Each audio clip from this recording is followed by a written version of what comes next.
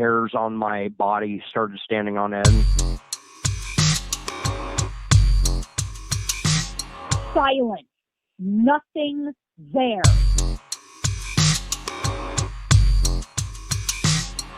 I fought to get back into my body.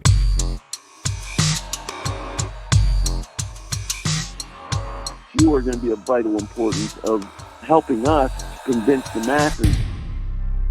Type 471. Type 471.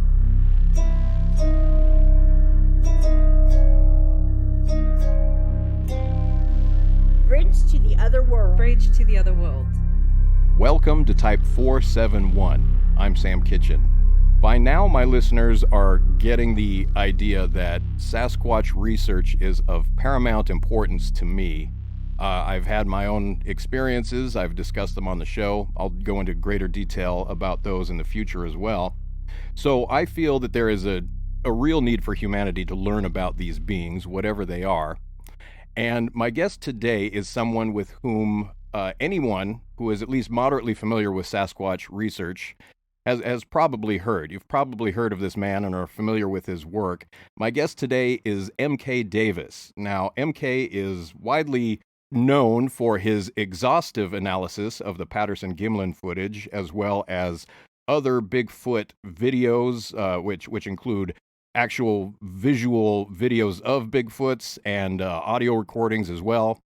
MK lives in Mississippi. He takes regular trips to Bluff Creek, the site of the famous Patterson Gimlin footage, as well as Lovelock, Nevada, where a lot of relics pertaining to ancient red-haired giants are discovered. So MK has a lot of insight to provide for us, and I'm very excited to speak with him today. So MK Davis, welcome to Type 471. Well, thank you, Sam. I'm glad to be here. Thank you for having me on. Oh, yeah, it's my pleasure. I can't wait to get into it. So let's start at the beginning. Just with your most recent trip. You just recently got home from a trip to the west, Bluff Creek and Lovelock, Nevada. Let's start there. What happened at Bluff Creek exactly? Well, you never know what to expect when you go into Bluff Creek. It's a very rugged country, and a lot of the access roads that go into the film site, where the film site is, they tend to deteriorate, and they're little used during the winter months. So they keep them locked up. No vehicles can get in there during those times. They list some reasons for doing that, other than the road. But one is that they say that they have root rot in there, and they're trying to keep people from spreading the root rot, from tree to tree by walking around with it on their feet. I talked to the ranger there, and he went on a spiel about it, showed me some trees that had suffered from root rot, and then he made the comment, well, root rot's been around for 200 years, Right. And animals spread it just like people do. Keeping people out would do any good. Animals are running around down there year-round. Certainly. So they have other reasons for keeping people out and letting the roads deteriorate, which in recent years they've gotten pretty hard to get, made it very difficult to get in there. When I first started going to Bluff Creek, you could drive a Dodge Dynasty all the way to Louse Camp. Now, you can't get to Louse Camp in anything. You have Right. Well, I take that back. We did eventually get into Louse Camp, but we had to move rock slides, and pull trees out of the way that broke. Right. So how much time had passed in the interim between the last time you were there, when you could access the last camp, and now? A couple of years, 2019. Well, we had to walk some then, but we were able to get a lot further, a lot closer to it. This time, not so much. So, I just see a general overall degrading of all those access roads, and just letting it go. And there's some reasons for that too.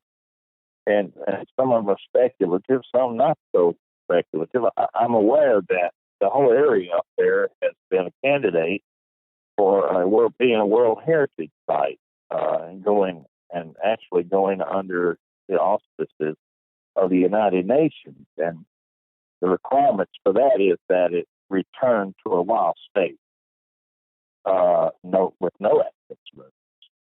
Right. Okay. And so I kind of see around these towns in Northern California, they've had signs in the windows saying no monument, and that's what it's referring to. That they actually did not or did not agree with being turned into a World Heritage Site, and that's called a monument. And so coming up through some of those roads, up through Happy Camp and some of the other places, around there, those signs are all in the windows pretty much everywhere. Mm-hmm. A general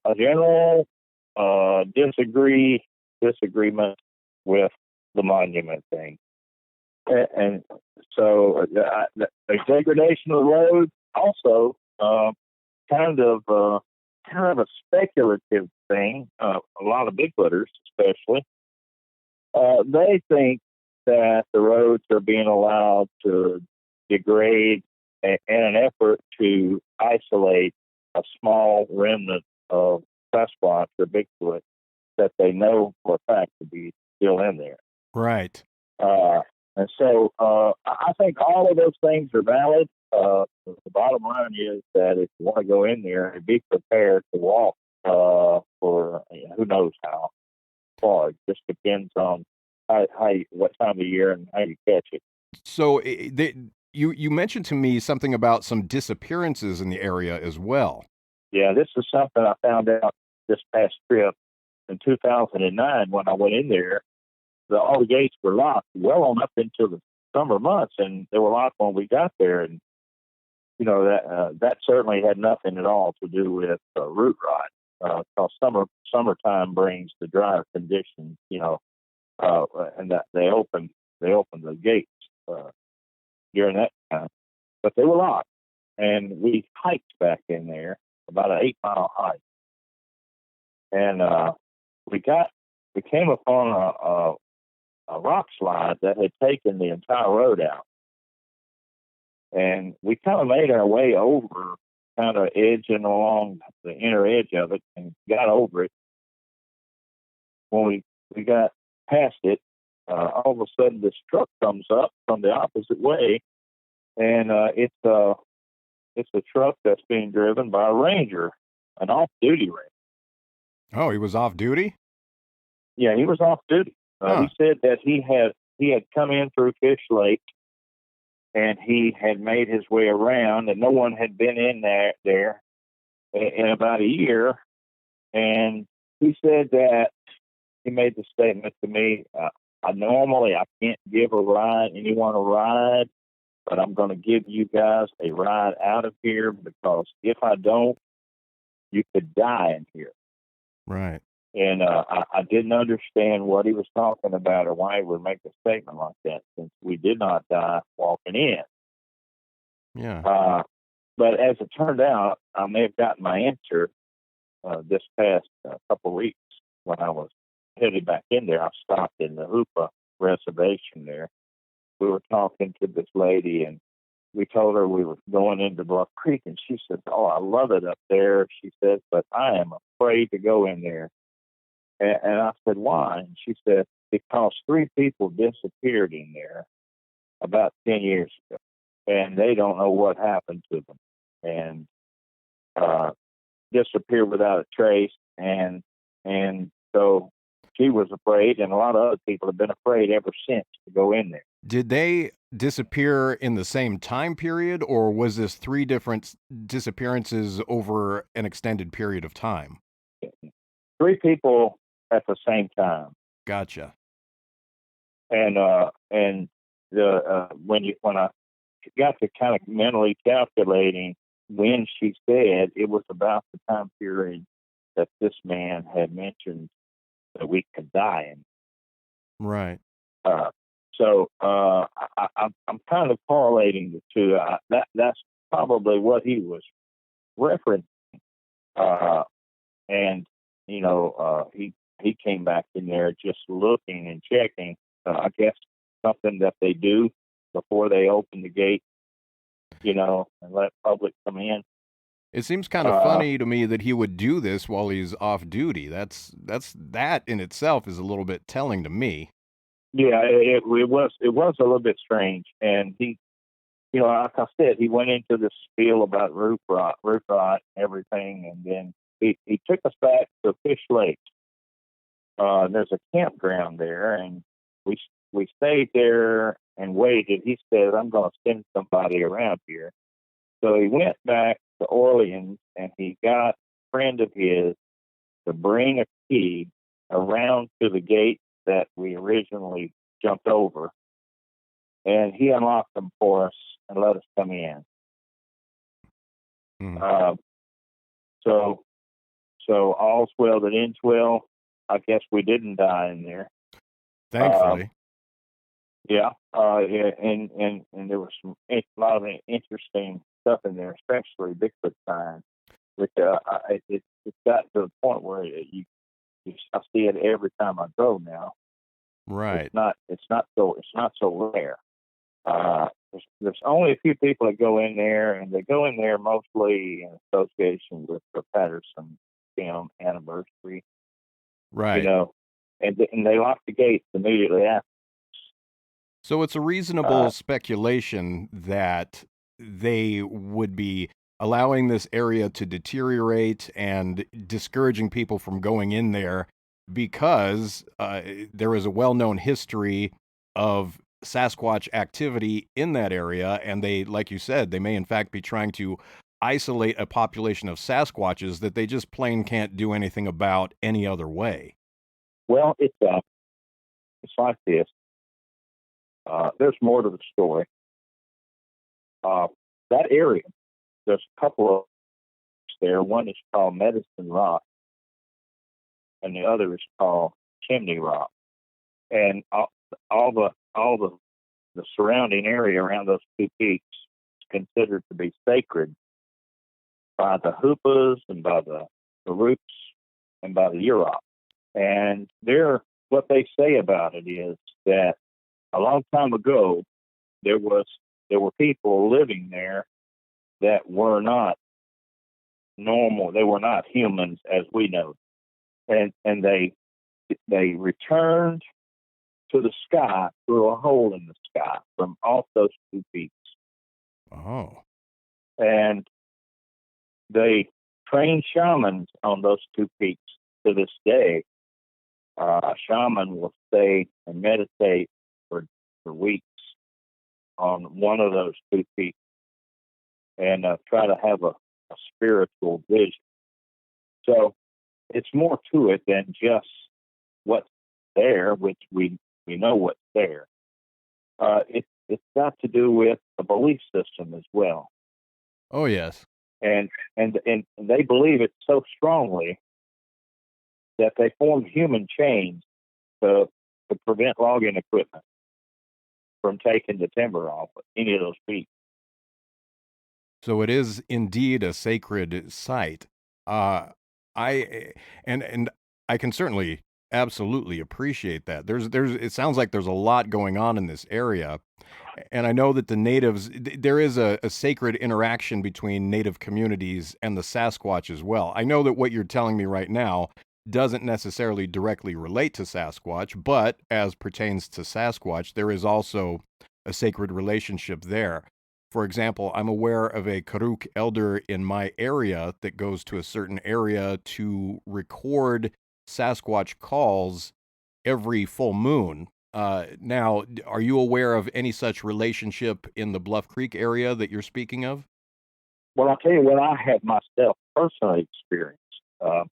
I was laying down. We were camping at Last Camp, which is a famous campsite. Some of the big name Bigfooters from the past have all spent time at Last Camp, including Roger Patterson and Bob Gimlin. Right. Middle of the night, wee hours in the morning, I heard chanting, and it was at least two voices, but it was in unison, and it chanted for about 15 minutes. I didn't understand a word that they were saying, but it was chanting. Right. And I tried to wake up my son and Don Monroe, and 2 or 3 times I hollered to try to get him. And the last time I hollered kind of loud, and he woke up. About the time he woke up, the chanting was ended. And it sounded like it was coming from the area up Notice Creek. Notice Creek is like a tributary to Bluff Creek. It has its own little drainage. So something was going on that was of a spiritual nature. I don't know whether I heard Sasquatch or whether I heard shamans or what. That's interesting. I have come across a lot of information recently, both that's been told to me and that I've read and watched, etc., about Sasquatches speaking native languages. So I think that may be entirely possible that it could be Sasquatch, or it could be modern day actual physical shamans in the area, or it could have been something disembodied. Did you entertain the possibility that this was not something that was physically happening, or that more specifically originated non-physically? Well, that's something to think about, but it stopped when I hollered. Right. So I don't know whether it physically heard me, or it was, if you have something that's a transfer of information that's not through the air, it's not heard. Right. It's like a transmission, when people that say that they can receive things, and I don't know. I guess that if you did receive it that way, it would sound or appear to sound like you heard it. I have no real way of testing that, except that it was a surreal experience. Yeah, it sounds like it. Yeah. So let's go over some of the sign that you discovered in this area during your last trip, and any trip for that matter. Well, this last trip, up on top of a ridge top, along the edge of the wood line, there was a lot of tracks, a very deep track that went several inches deep, and very hard. I couldn't make a track like that. I tried to stomp my full weight and to create something as deep, but I couldn't even create a dent in it. Everything was pretty much set. So I know it was something very heavy that had a foot that was quite a bit bigger than mine. We saw some toe impressions, but a lot of them didn't have that, because it appeared to have the toes lifted up, or either the toes, they're not on the heavy part of the foot, where the body weight. Right. And it was enough tracks there that led me to believe that they had become rather aloof, to having visitors. They didn't expect visitors. They didn't have visitors for up to a year at a time. So they just didn't seem, they milled about as if they were, unafraid or unconcerned. Right. Their guard was down because nobody goes in there anymore because of all these cautions and root rot and people disappearing and things like that. So, yeah, right. It seems to be working.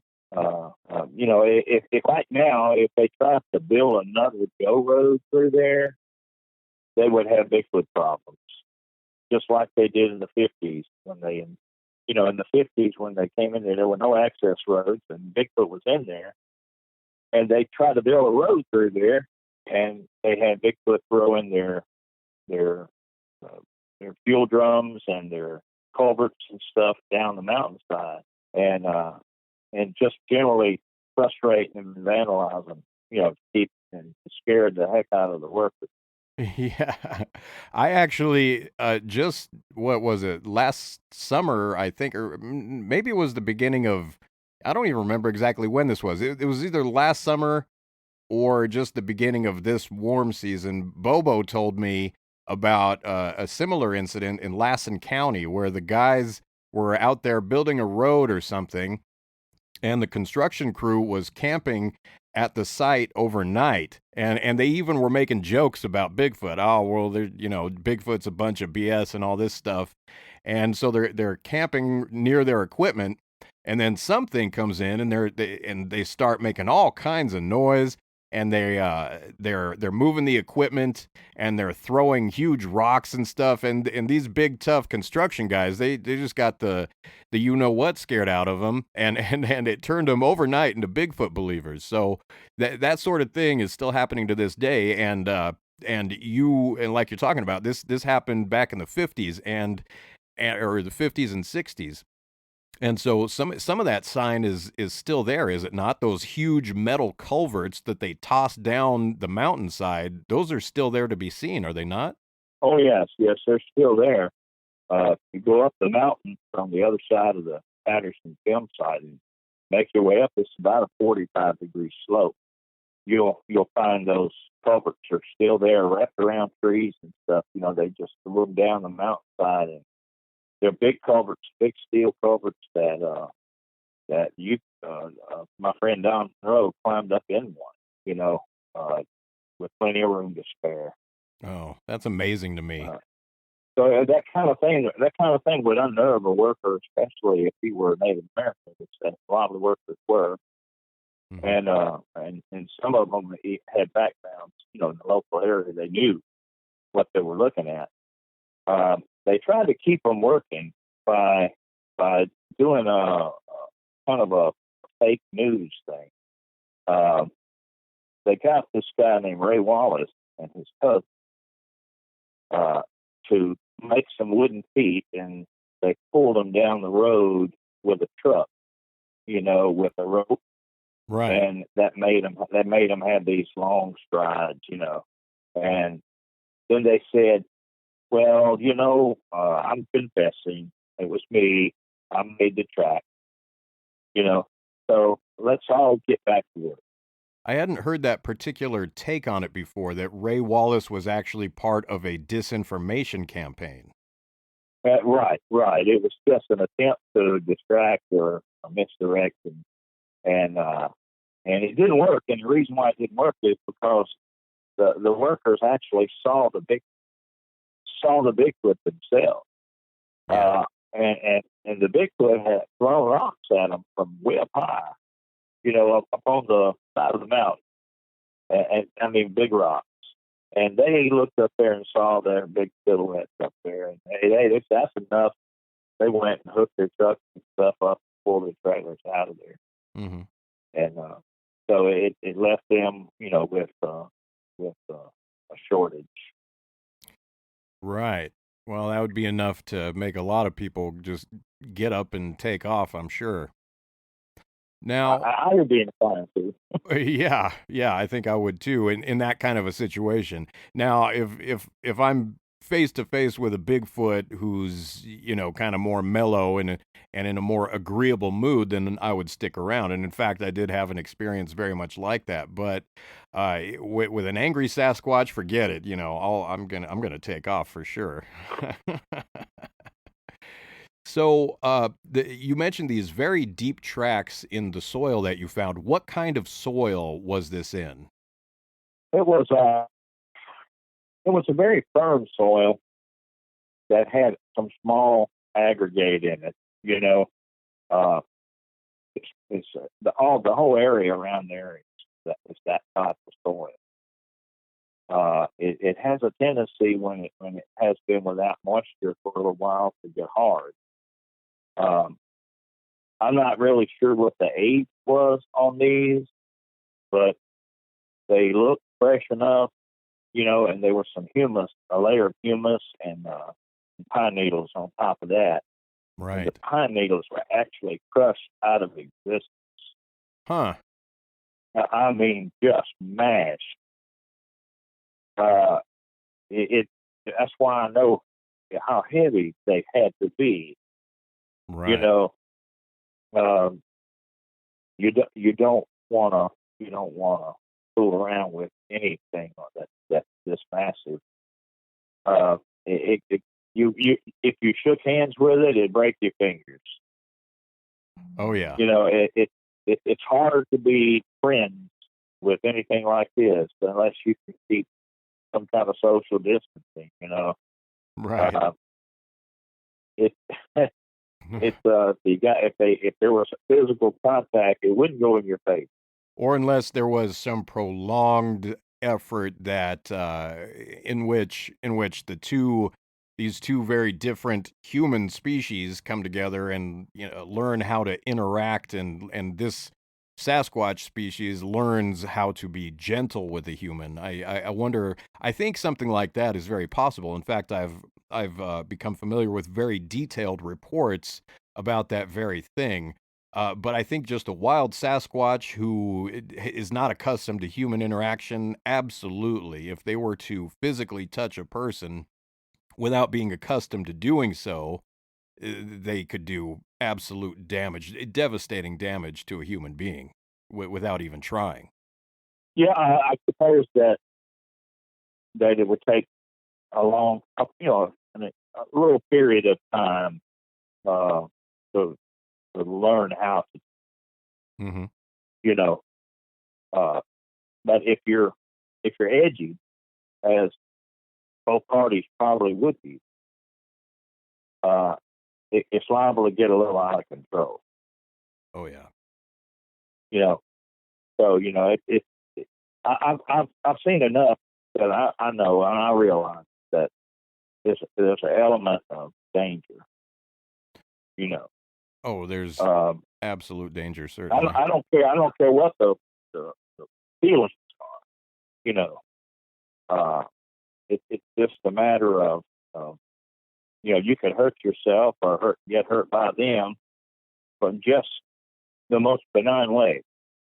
So these tracks that you found, in addition to being in firm soil, pulverizing pine needles, this not only says that it's something very heavy, but it says that it is something bipedal. I mean, a quadruped, their weight is dispersed over 4 feet, so that makes a huge difference. The fact that these impressions were so deep in the ground says that the weight was coming directly down over the footprint, which also not only says that this is a heavy creature, but it says that this is a creature that walks on 2 feet. Yeah, I've got video of Don Monroe trying to stretch out between the two tracks, and he wasn't able to quite make it. I think Don's probably 5'11". So that's quite a long stride. Yeah, and there again, they weren't even they were just milling around. You know,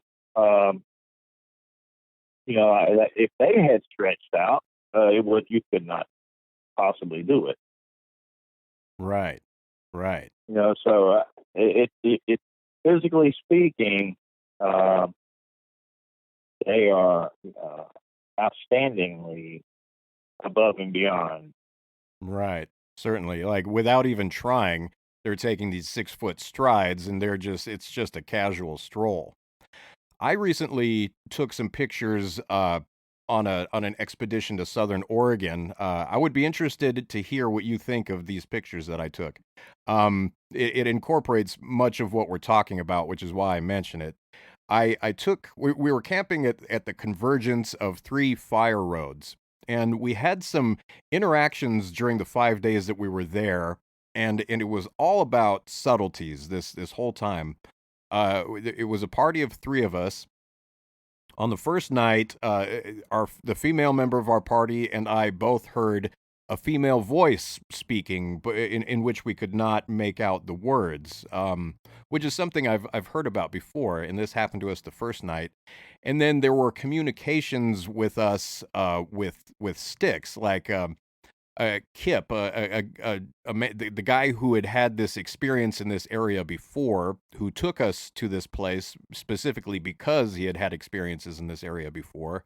He and I were walking down a fire road, or a very old logging road, rather. And we had walked down this fire road, and we were down there for like maybe 15 or 20 minutes. And then we walked back up the road, and a very clear, very carefully placed X formation had been put in the fire road with two very large sticks for us to see. It was clearly placed there for us to see. And there was another communication directly with us involving a stick, and a place where I had climbed looking for footprints. This stick was pointing directly to this place where I had gone up this hillside looking for footprints. And then on that same fire road where this other stick communication happened that I'm referring to, I found a very large footprint, very clear, just clear as day. Now, it had rained the night before, and just after the rain, it looks like this individual had stepped into the duff material on this fire road with her wet foot, and then the pine needles stuck to her wet foot, and as she took a step, she carried the pine needles away, leaving a perfect negative impression of her foot on the very hard clay of this fire road. And also, our tent was just below a rock outcropping. And one night or one morning after we had been sleeping, I went up to this rock outcropping, and I saw that there were two footprints in the grass of the same size as this other footprint that I had found, just standing there side by side near the tent. And then there's another one showing as she took a step. And I did find some scat up the road, or up the rock outcropping as well, that makes me believe that this was a female who had a young one with her. It was a small human-like piece of scat. So I'd be interested to see what you think of these pictures I took. You and I belong to to the same Facebook group, and I posted these pictures in this group. So if you get a chance, I'd like to have you take a look at those pictures and see what you think of them. Well, sure, I'd be happy to do that. Great. Down through the years, I've had opportunities to look at